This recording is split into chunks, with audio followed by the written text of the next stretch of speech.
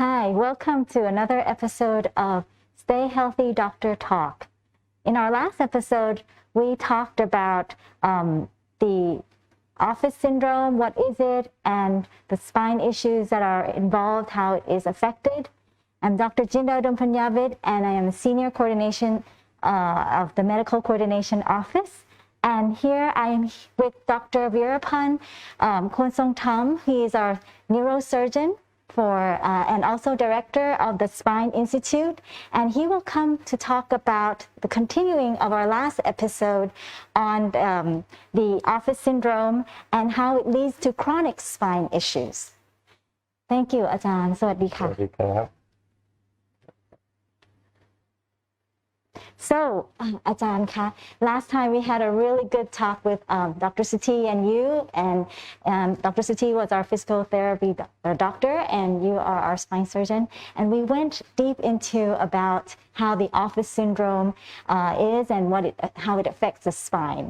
And today, we'd really like to dive in some more about this issue, and especially what it is that really affects the spine, how the office syndrome affects the spine in a chronic way this time. Yeah, so basically the spine problem, the serious one, Yes. More than office syndrome, it's when the degeneration, like a slip disc or the calcium deposit to the joint, Yes. start to pinch on the nerve and give you the sign of arm or leg pain, numbness or weakness. That's when the problem becomes serious, which normally it's less than half of the overall patient that come to us.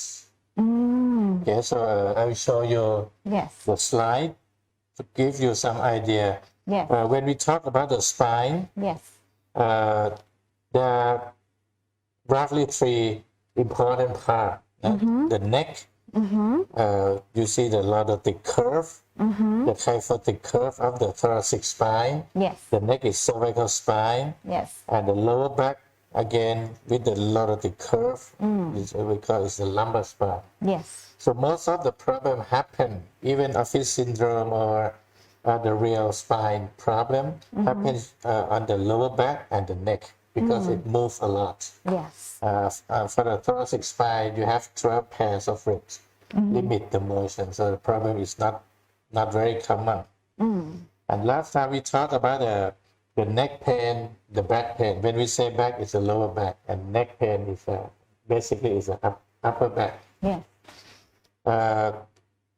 We say the neck pain is become more and more common Yes. for every age because of the tablet, Texting. mobile phone. Yeah. But what is the sign that telling the patient, or even when the patient come to us, we have the nurse to triage the patient, Yes. which should be office syndrome or which one should be the serious spine problem, which need investigation like X-ray and MRI scan. Yes. So for the neck, the part when it pinch the nerve from the spinal cord from the neck Yes. goes to both arms, left or right. So if you have neck pain, that radiate down to your arm, one side or both sides, that is a serious sign. If you have numbness as well, loss of feeling or tingling, pins and needle, that is become more serious. And if it pinch more, you have weakness of some certain muscles. That is the serious sign Okay. for the neck.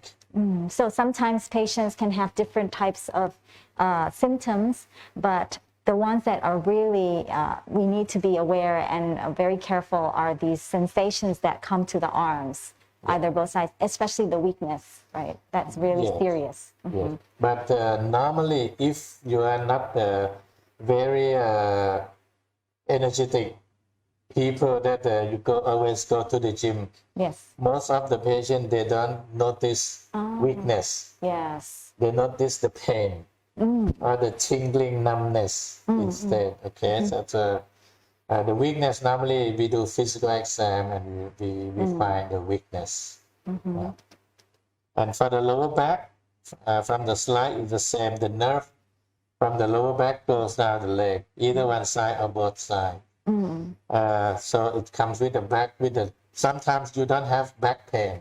You have only the leg pain.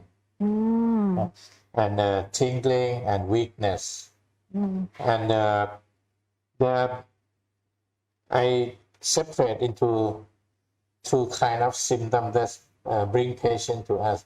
If it's a slip disc, so-called herniated disc, the symptom is severe, like a rupture. So it will be acute and a very strong pain because they're always with inflammation. But another group of patients, older age, come with a degeneration, like a calcium deposit to the joint and slowly pinch on the nerve. They will come with either arm or leg symptom, but not very severe and not very acute. Like and it happens more when they walk, they have the leg. Sometimes they call pain, sometimes they call numbness, sometimes they call just loss of power or fatigue. And they have to rest by sitting, and the symptom gets better. So this is also another group of patients. It doesn't happen all the time. Sometimes for these second category, where it's slowly and then over time you notice it happening more and more, and maybe stimulated by walking, but then better when sitting. That also is another important group. But then there's one that's like sudden, like really intense pain, right? Okay, got it. But the key is you have the nerve pain, either arm or leg pain. How is the nerve pain different from muscle?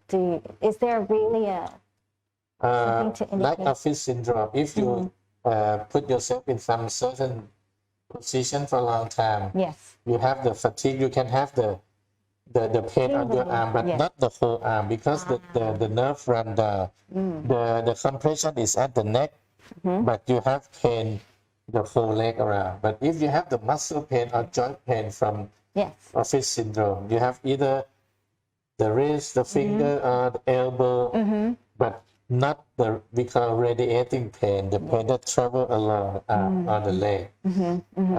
For example, if you have the knee problem, you have knee pain, but you don't have the whole leg pain. Also, sometimes it could be shooting as well. Pain. It should be shooting pain, not pain at a certain point. Foot pain, knee pain, very local. buttock pain is less likely to be the spine problem. That's how we differentiate the patient and send the patient to either the joint center, office syndrome, or the spine specialist.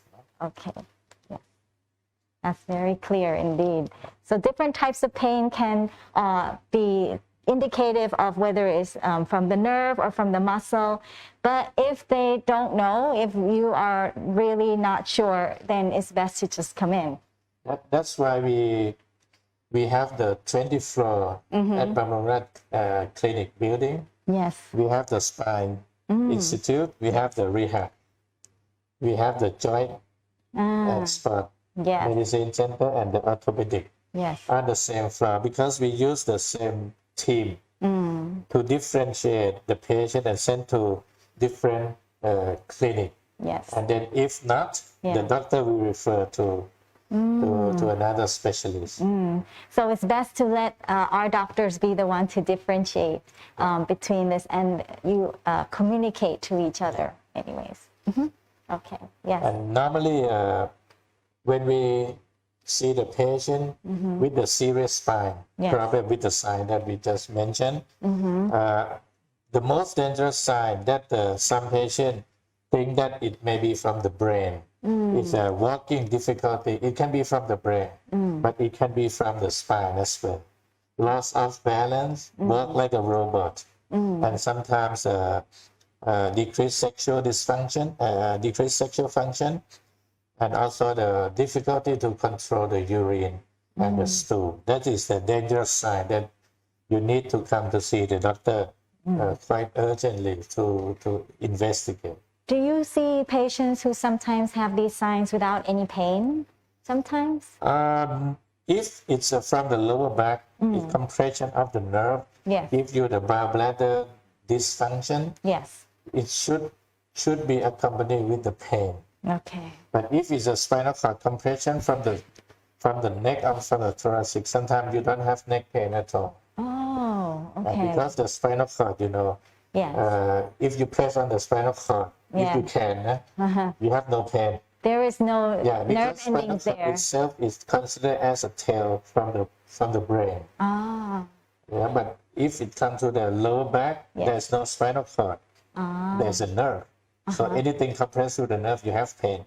I got it. Ah. And then the brain and that little part, it doesn't have any feelings, no pain sensations, but Yeah. it But can if be you have pinched. tumor in the brain, Yes. increase the pressure, you have headache. Then we have That's the headache. different thing. Okay, yes. So how do you, when you see the cases coming in, how much is there, like when a person comes in with pain, how often is it that it becomes something really serious? Is it a lot of people?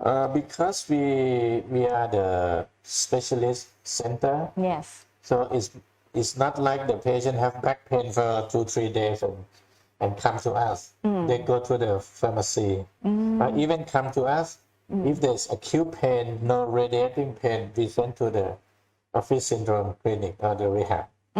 Okay, so we see more serious problem, like a second opinion. They know the diagnosis already. Sometimes they have the MRI already and come for the second opinion, whether they need surgery or what type of surgery are the options.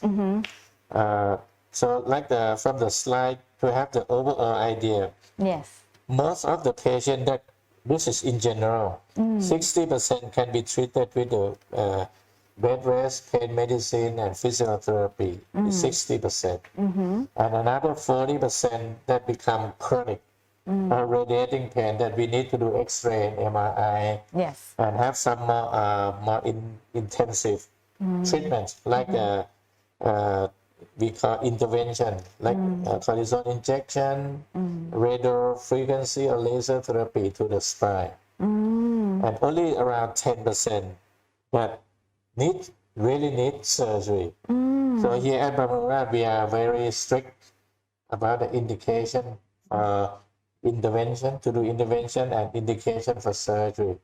So when you see any certain doctor Yes. or surgeon in our center, and that certain doctor recommend you to go for any intervention or surgery, behind the scene, we will have the committee, and then we have to approve every case. If there is no approval from the committee, we think the indication is not strong enough, or the patient may have some other option than surgery, we will talk to that doctor that recommend to maybe to delay the surgery or try with other options. That is the double quality.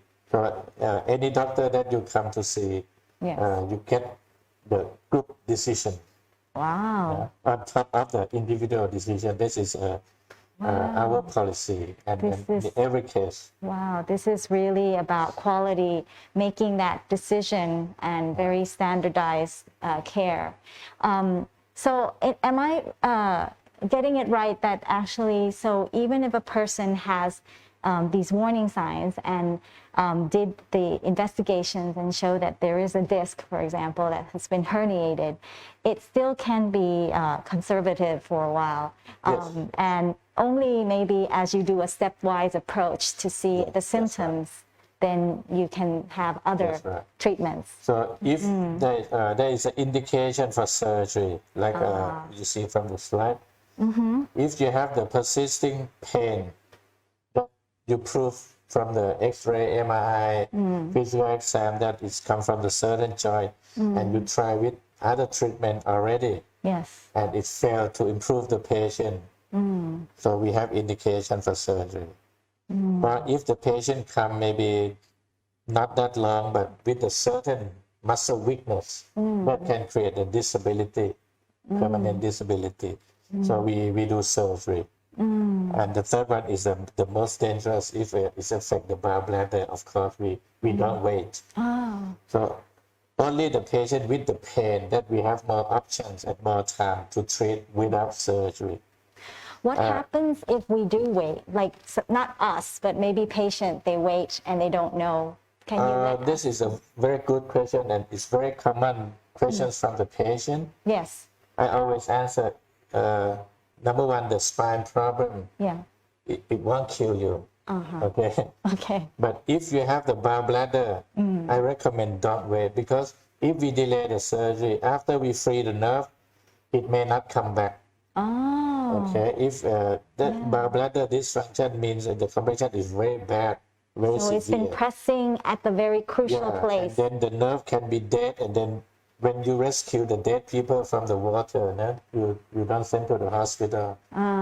So it might, the nerves that has been pressed a long time can die and then will not come back. Yeah. And so the function of the bowel and the bladder meaning will not come back, even if we did the surgery and take That's away right. And that is very rare. Okay. In a year, we see that kind of patient, maybe 2-3 cases. And if the patient doesn't have the weakness or the numbness, only the pain, I always say that you can wait. You can try other treatment. But if you start to have the numbness, tingling is okay. But if you have the numbness, I mean, you lost the feeling. If you wait too long, after surgery, it may not come back as well. Also cannot feel. Yeah, some 50-50, I would say. Because the nerve have also died there. In one nerve, you have fiber for the sensory Yes. and for the motor to control the muscle.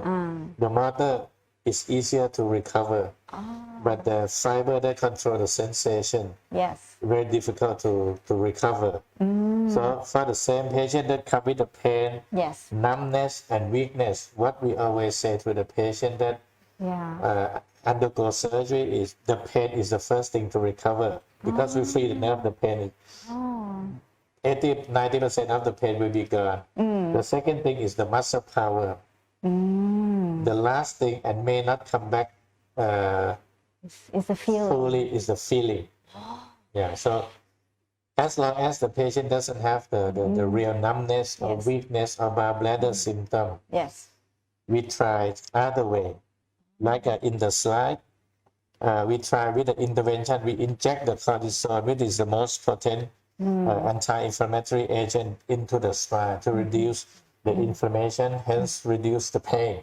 And this is we use for the patient that doesn't have the strong indication for surgery. And one injection, the effect lasts around 2 to 3 months. So it's more than enough for the healing process to happen. Yeah, but if it fails, the pain will come back. When you say healing process, what's happening in there? There are two things. If you have the rupture disc, it's like you have the wound. Something come out, Yes. the jelly come out. If it's not big, the jelly itself doesn't pinch on the nerve Yes. directly. Yeah. You will have pain from the inflammation. And the inflammation subside even without treatment over time. That's why if it's the pain, even the leg pain, Yeah.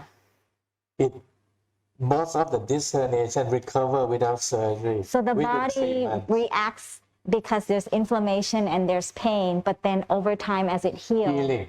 Yeah, kind of immune like the system. open wound, it That's hurt right. and is red, but then That's as right. it scab over, then it's That's right. no more pain. But in some cases, the jelly that came out is too big and it compresses the nerve. Even it heals, the pain subsides, Yes. but it doesn't go away. And if it's big enough, it pinches on the nerve, you will have numbness, you will have weakness. Oh. That kind of case that we do surgery. This is again very important because some people they think, oh, my pain is gone, and then the numbness, oh, maybe it's okay, but actually it's a sign that it's not. It's need some more intervention, even more. Yeah, but we use only the weakness as a strong indication for surgery. We don't use numbness because Okay. Yeah, numbness, very subjective. Subjective, and even with surgery, it will not come back. Oh, I see. So you have golden period, but if Golden you have period. weakness, if you don't take action, Yes. muscle will get smaller, the atrophy, and you will have the compensation of many muscle, even the opposite leg, and you create more problem. Yeah, you mentioned this word golden period is very important, isn't it? Yeah. Yeah. So this answer your question. Can I do something else? Can I delay the surgery? I always say you can. But if you have indications of surgery already and you delay, that means you make the result of the surgery less. The outcome, Okay. the good outcome is The less. outcome, because the recovery of the nerve depends on the severity of the compression, the duration of the compression. So if you keep it under compression for too long and the compression is bad, Yes. so and you do surgery, Yeah. you have less outcome. To have the recovery, like the strength of the muscle or the feelings. Okay. So there are other treatment options as well. So when you said surgery, what does it look like? When you say surgery, everybody is afraid of surgery. Yes. Right? And so what we try to achieve as a director here, I talk to the doctor in my team that the good and proven technique, Yes. we should be able to perform every technique, not from one doctor, but from many doctors in the team. Yeah? So over the past, I think 12 years from now, we introduced the endoscopic surgery to the spine at Bumrungrad and also for Thailand. And I will show you later that how we spread the technique over the area. When you say endoscopic surgery, can you give our audience a little bit about what that is? Yeah, you look from the slide, you see on the left is a conventional surgery that you cut open and you do surgery with your bare eyes and with the microscope. We call microsurgery, but you still have to open the wound, cut the muscle, go into the spine. The bigger the patient, the bigger the cut you have to make. Oh, it's more painful then, I think. It's more painful for the patient and for the recovery. But on the right side, if you may click to start the animation, instead of cut open,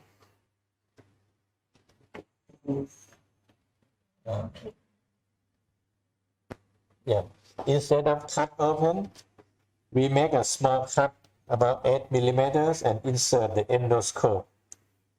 And we have the lens at the tip of the scope. So basically, we are looking at the pathology, the nerve, from inside the patient, not looking from outside with the microscope, but we are looking from inside, and the surgeon is looking on the screen, head-up surgery.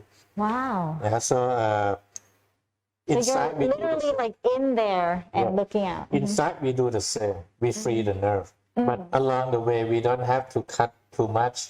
We don't have to cut and dissect the muscle from the bone. That reduce the bleeding, reduce the pain after the surgery. And the recovery time as well, like Yes. staying inside the Yeah, hospital. normally we do under general anesthesia, and once the patient wake up, 2 hours in the recovery room, Yes. back to the room, start walking immediately. And we need to admit the patient only half day, 12 hours or up to 24 hours. If it's the normal surgery in the past, like how long? Yeah, at usually? least you have to wait until the pain Yeah. subside and Yes. can be controlled with the oral medication. That may take 1 day, 2 days, or 1 or 3 2. days, depending on the size of the patient, Yes. the size that you Of the cut, incision. and the technique that the doctor use. It ranges from the bare eye, from the loop Yes. to the microscope. So microscope, maybe you can make the cut smaller because you have the magnification of the microscope. The loop,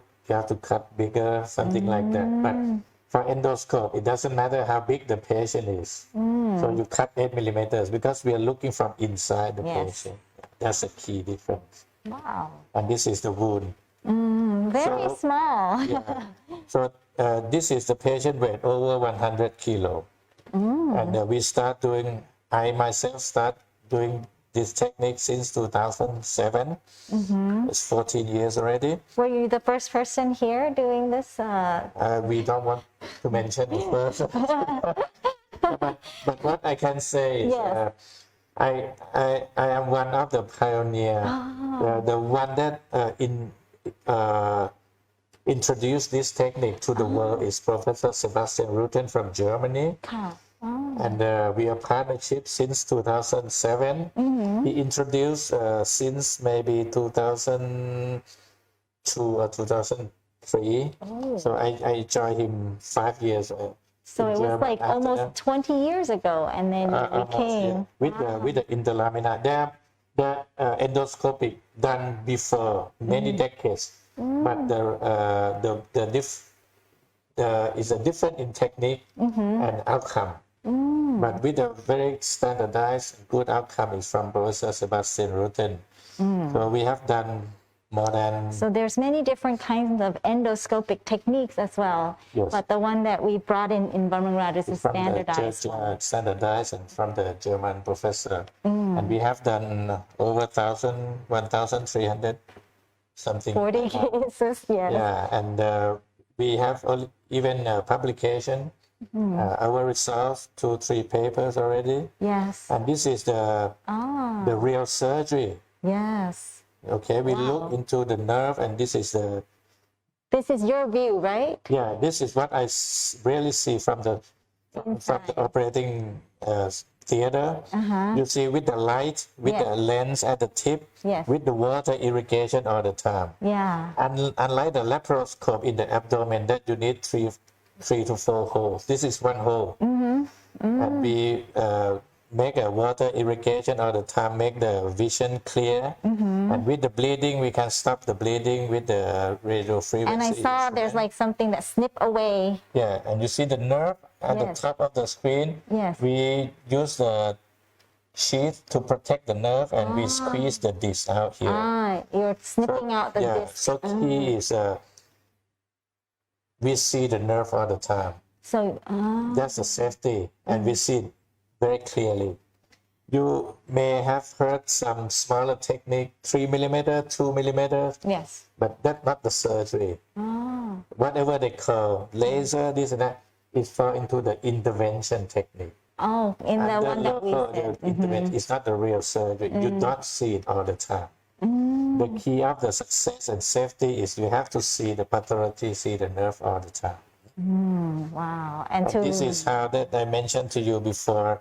Yes. How we spread our technique with Professor Sebastian Rutten.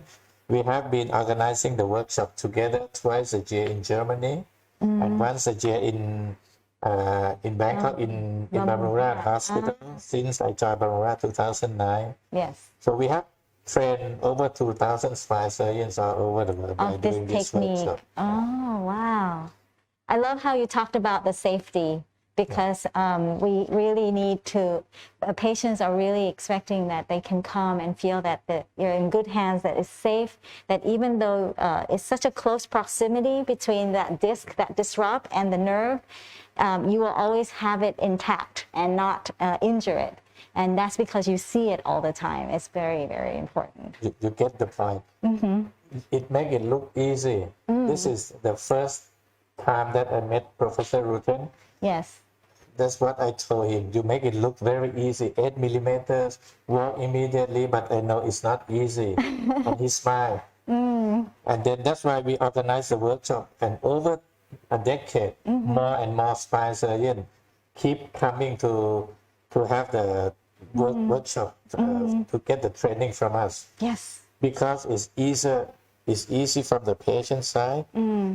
But it's very difficult from the surgeon's side because instead of cutting big, you bring in a lot of instrument, you only have one hole. You need the real skill to be able to see that. You need the proper instrument and proper training. We even organize and we have the protocol that each surgeon that come to our workshop should have a chance to complete the surgery 3 times. Oh, real ones. cadaver. Cadaver. Okay. Okay. The first day Training we do cadaver. lecture, scientific program, and I do the live surgery here at Bumrungrad.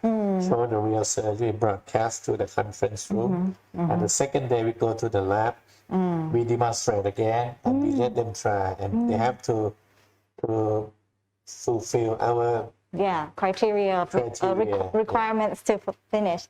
Yeah, because it's such a joy to hear, because it used to be blind in some ways. Like, it's just a very big scar, wound. You see, but you still don't really see all of it. And now you get to see very clearly, but it takes a lot of skill. I emphasize again, it's not because our surgery is so small that we jump to surgery. We have the same indication as a open or big surgery. We don't take advantage of being small and do early surgery. So that is another common question from the surgeon side. They say, "Oh, the surgery is so small and easy. Why don't we just go ahead and do it? Go ahead and remove the disc." I say, "No." We still want to deal with it conservatively. What's the reason, do you think you want to do that? So there are many reasons for the slip disc. The healing always happens. Yes. So and the history proven that you have the natural recovery without surgery. So we should try that unless they meet the criteria of surgery. Got it. But on the other hand, if you have the so-called stenosis for the older patient, that calcium deposit, we do intervention, but we don't do that much because calcium keep getting bigger. So once the patient have leg symptom and try some conservative treatment, normally if fail with the physical therapy or pain medicine, sometimes we don't do intervention, we don't do injection because we know that it's going to reduce inflammation for some certain period, but there's no healing like a slip disc. It's going to come back. Keep getting bigger. Oh, wow. So we really have to know the root cause and the nature of it, and then we go accordingly. And we try as much as possible to let it be natural, because our body can do many things, but if it cannot, then we have these techniques to help. And another common question is, can we use endoscopic for every spine problem? The answer is no. Statistically, at Bumrungrad, we do endoscopic surgery around 50 or 55% of the case. And the rest, that with some certain pathology, like from the slide, there's a collapse of the disc or the slip of the whole vertebra, we call spondylolisthesis. We have to fix with a screw. And that's another technique. The white screw that we see there to align it. That's right. So, but we still don't do open surgery with this technique. We introduced since, if I believe, 2013. With the technique under the navigator with the scanner, O-arm scanner in the operating theater. This circle is a scanner. It's like a CT scan, but it's not. It's an X-ray that with 3 dimensions. And we see the screw placement all the time. So the advantage is if you do it freehand with the surgical technique, surgeon experience, you have 90% accuracy of the screw placement. With the navigation, we have 99.8%. Wow. So this is a safety that we provide to the patient, and we make a small cut. So we admit the patient around two days, and we reduce the blood transfusion from nearly 50% of the patient with the open technique to 5%. Have done right now, I think. So they lose less blood, it's more accurate. Oh, wow. That is another half of the patient that we need to put the screw, like for the neck. As well. And over the years, the neck is less cases to do with the endoscope, because when you go from the back, you have the spinal cord, and you cannot retract that much. That's why endoscopic right now we use mainly for the lumbar, the lower back. But if possible, we try to use with the neck. But most of the case fall into the fusion here, and on the right side, the instrument, the artificial disc to preserve the motion. This is from the neck. So normally the case that needs surgery from the neck is less than the lower back. It's around 1/3 of the lower back. Ah, okay. Yeah. More back pain, the surgery is in the back, lower back. Wow. It looks like if you know, we would love it if there's a lot of safety and accuracy and all of that, but overall, what would be your message to our audience about prevention or maybe not getting it in the first place? Like we talked last time, prevention is better than the treatment. But once the problem happens, Yes. You have to search for help. Yeah. So the diagnosis is very important, and the decision to go for surgery. Like everybody says, second opinion, third opinion. Here we have group opinion. Yes. I call it last opinion. Wow. Okay, so this is very important, and we have strict indication for surgery. So strict indication for surgery will determine the good outcome of the surgery. And the last message for the patient is, we just fix the problem, but you need to prevent the further problem. Oh, yeah. Because once we free the nerve, it can compress again. The disc can come out again if you don't change your habit. If you don't improve your core muscles, or even the fusion, the problem may not happen at that joint, but the problem will happen at the next joint if you don't change. Oh, yeah, because we fix only that joint, but other joints is at risk as well. That's right. So we fix the problem, but we cannot prevent. The patient has to do that job. That's always what we. So we is are this telling why our I see sometimes our surgeon then have to send our patients to the rehabilitation program as well? Yes. Yeah. Sometimes really early on. We have very strict sorts of exercise program. After surgery, after 3 months, we have more intensive exercise. The patient can come to attend the private class. Because this is so important. People who had surgery might think, oh, I just had surgery, I cannot do exercise. And then they don't know that this is actually really important to prevent the next time. Step-by-step exercise. Step by step, yes. Okay. Any problem? Any questions? Well, I'm going to look up what's the questions that we have from our audience. What are non-surgical treatments for pain related to office syndrome? So I think this one is similar to what we talked last time. Do you want to answer a little bit more? That will fall into the service of the Dr. Suthi. Yes. Our physiatrist. We have many. Yes. Non-surgical, no needle, just ultrasound, high power laser, shockwave, that kind of thing. And physical therapy, stretching, cross strengthening. Yes. Yeah, but this question I'm not sure, maybe they want to ask something about intervention, non-surgical. We consider it as an intervention, it's not surgery. We do under local anesthesia. Yes. And steroid injection. Yes. Radio frequency to burn the small nerve, reduce the pain. To burn the disc. We have the interventionists. We have 4 senior interventionists in the team. So in the same committee, not only the surgeon, it's the interventionist. So it's we very have to counteract that. Okay, this I can do intervention. Yes. And the patient can be cured without surgery. So we send to them. Oh, so you have like a debate in the back where you actually really talk about the different options. Now we include Dr. Suthi. Also physical therapy department as well. So ST. Wow, that's amazing. That is amazing. Yes. I work at the office 8 hours. After 4 to 5 hours, I feel pain at the back side. Please advise how to relieve this pain. How many hours? I work 8 hours, and then after 4 to 5 hours, I feel pain at the back side.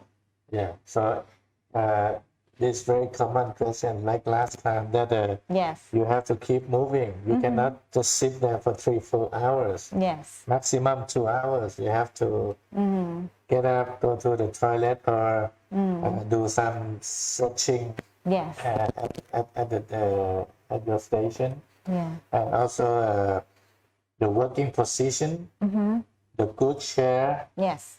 the level of the keyboard and everything.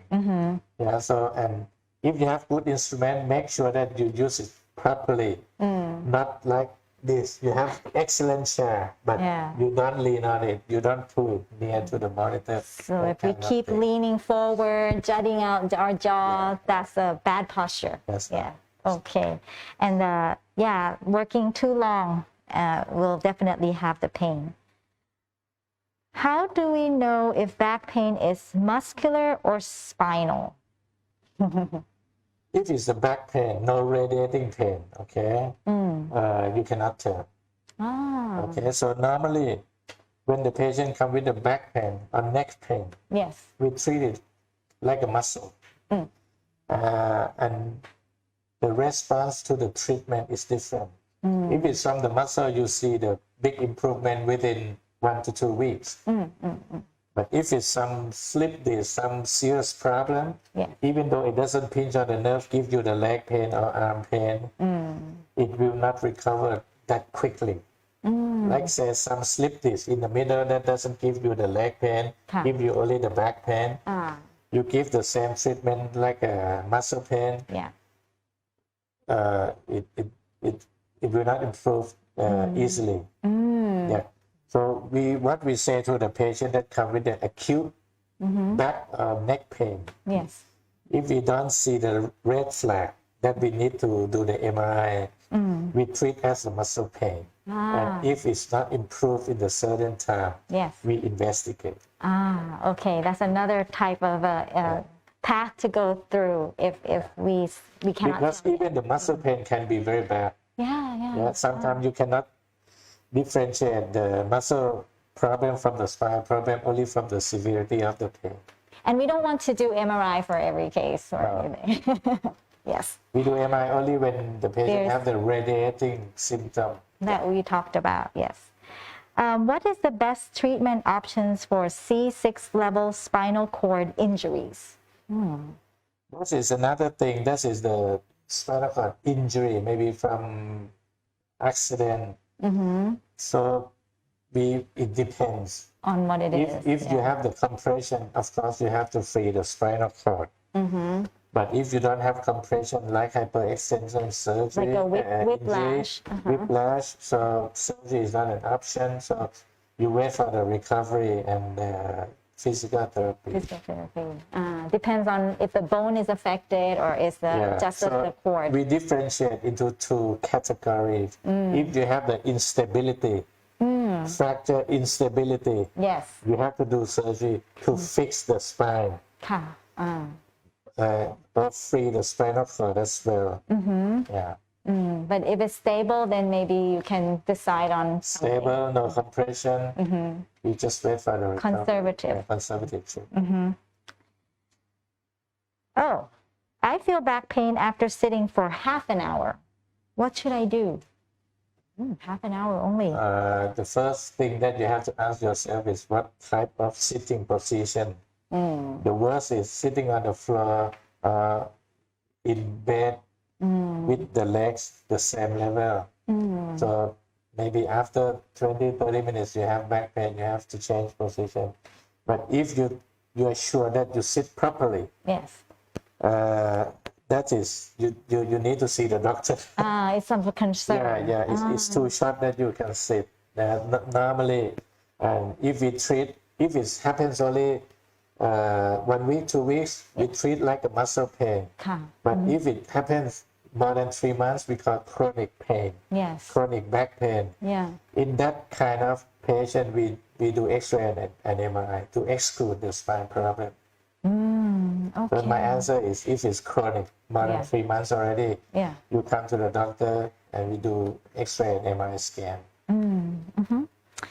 What symptoms associated with back pain? Well, should prompt to see a doctor. I think you answered some of that already. How can we know if my back pain is kidney related or muscular related? Roughly, the kidney is not the lower back. is the middle of your back. If you consider from the shoulder down to the buttock, so you cut the middle. That's the kidney. Is lower than is higher than the lower back. Is the mid back pain. Yeah, and it should not be related to the position. And the most common maybe the infection. Actually, it would be there a lot of the time, almost all the time. Or sometimes when there's stone in the kidney area, then it will have that sporadic pain. When you don't have pain, you don't have pain. Yeah, but it's not related to movement or walking. That's right. Yeah, but we cannot say 100%. Nope. So you need to see the come in. Yes. If I still have chronic pain even after surgery, do you recommend to have a revision surgery, or what should be treated? This question is quite difficult to answer. Yes. I divide into two things.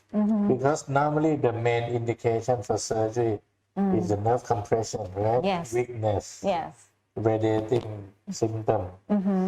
So if you still have persisting nerve pain, yes, for the lower back is leg, for the neck is arm. Yes. You need to investigate whether the compression is still there, inadequate, or if it happens some years after the first surgery, that's maybe the new problem. It happened again, but but if you say persisting just right after the surgery, you need to investigate what happened. But if you have the back surgery and you have back pain, that's different thing. Okay, I say to many patients, they have degeneration, many levels. They have chronic back pain for years.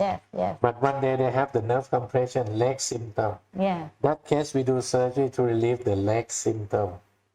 But the back pain will still be. We don't do surgery to cure the back pain because you have different kind of pain. If you do surgery based on the X-ray findings or MRI finding or degeneration, if you put the patient over 60 years old into the MRI machine, you can see degeneration. There's many different issues. Levels, but we don't do surgery for that case. We do physical therapy or maximum intervention. Okay, so I don't recommend revision surgery if you have persisting back pain or neck pain. But if you have persisting radiating pain, you need to do investigation. So it's very, very clear that the indication for surgery is that there is a problem that can be solved at that level. But at the same time, the back pain can be multiple factors involved. That's right. And we just maybe do surgery to relieve one part of it, but there's other modalities that we can use to deal with the entire back pain, including the physical therapy and core strengthening exercise and other types of relief measures. So here we are very strict about patient expectation. So we inform the patient before surgery. What is the aim of surgery? What is the options? What happens if we don't do it? And then expectation, what will be relief, what will not be relief. I think it must be really clear explanation that your team is giving so that they really understand their back pain or their pain, especially if it's a complex one where there's many different issues involved. You will let them really understand this before deciding to go into surgery. For me, I said we have to be the same team. The doctor or the medical service, the patient, the family, we have to be on the same page. And I always emphasize that don't put everything on surgery. Surgery may relieve 60-70% of your problem. The rest, you have to still work help on yourself as well. Still have to work on it. And that is such a, I think, very we really care about our patients and their families' feelings, because sometimes they have their hopes up, their expectations, because they don't know, and then it doesn't turn out the way they thought, and then they feel bad, even though there's nothing wrong with the surgery or nothing wrong with the treatment, but it could have these feelings. So I really see that how the team really cares about that. This is a Myanmar patient. I have done spine surgery with Dr. Verapan at BI on 2017. It's very good. Doctor is excellent and kind as well. It's not questions. Yeah. It's a compliment. Yes, it is not a question. It is a compliment indeed. Keep exercise. Thank you very much for this useful information, doctors. Is physiotherapy the best option for conservative treatment of spine issues? Can we use special belts to support the back instead? The support, lumbar support, or the neck collar is made for the temporary use for the patient with severe pain from time to time or after the surgery for a certain period. Like a relief measure. Yeah, and immobilized after the surgery for some Yeah. period, 3 to 4 weeks. But if you use it on a regular basis, Yes. that will weaken your muscle. Once you take it out, it's like a snake. you don't have muscle because it gives the external support. Yes. And you forget to use your muscles. So we end up becoming dependent on these things. That's right, and make that's your muscle weaker. Yeah. More problem. It will lead to more problem, more pain. I don't recommend. No. Only very specific indication like immobilization, just briefly. My relative is multifocal motor neuropathy patient. Any treatment available at Bumrungrad for multifocal motor neuropathy? You have to consult the neurologist. But many times that you have the spine problem Yes. and mixed with the neuropathy. So it depends. If you have the neuropathy without back pain or without the neck pain, you see neurologist first. But if you have both, you come to the spine surgeon, and then many times we send to neurologists for second opinion or for the cooperation, the treatment, multidisciplinary treatment. I have a feeling that our audience doesn't need to worry of who to see. As long as they come here, our specialists will definitely differentiate for them who they need to see as well. And because there's such a clear cooperation and collaboration between all the specialties involved. Well, Ajahn Ka, it's been such a privilege for us to hear from you today and to understand more about the office syndrome and how it leads to chronic spine issues. I really thank you, ขอบคุณมากค่ะอาจารย์ and also thank you for the audience for attending to our episode today. I'd like to also tell you that our telemedicine is still very much available here, even though in this COVID times, it's making us harder to come and be outside or travel, but you can have access to our specialists through the telemedicine services that we provide. We thank you for joining us in this episode, and we hope to see you again in the next episode. Thank you.